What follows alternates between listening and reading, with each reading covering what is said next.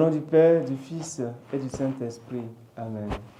Ô Seigneur, envoie ton esprit qui renouvelle la face de la terre. Évangile de Jésus-Christ selon saint Luc.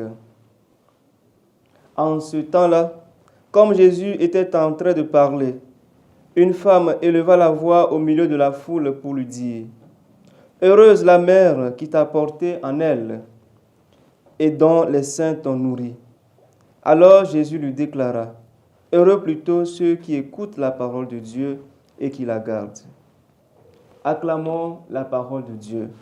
Louange à toi, Seigneur Jésus.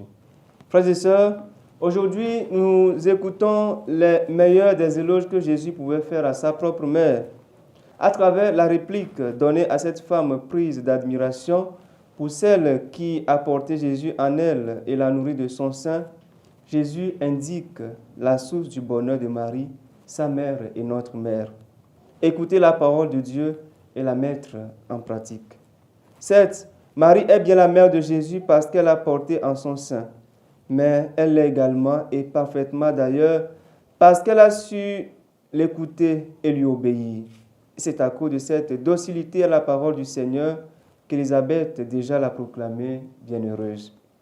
Le bonheur du chrétien dépend donc de l'écoute et de la mise en pratique de la volonté de Dieu.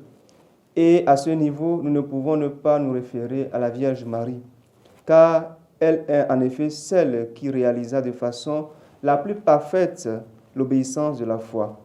De la foi, elle accueillit l'annonce et la promesse apportée par l'ange Gabriel, croyant et affirmant que rien n'est impossible à Dieu. Et donnant son assentiment, je suis la servante du Seigneur, qui me soit faite selon ta parole. Marie est donc une croyante, modèle au sein du peuple de Dieu. Nous trouvons dans sa foi un soutien pour la nôtre. La foi de Marie devient ainsi la foi du peuple de Dieu en marche. C'est pourquoi la réponse de Jésus ouvre, pour ainsi dire, la porte à notre bonheur profond et fait de Marie notre mère dans la foi. Le Christ nous introduit aujourd'hui dans une nouvelle dynamique portée par la mise en pratique de la volonté de Dieu. Il est important pour nous d'élever le regard, car le véritable bonheur du chrétien consiste à écouter, comme Marie, la parole de Dieu et à la mettre en pratique.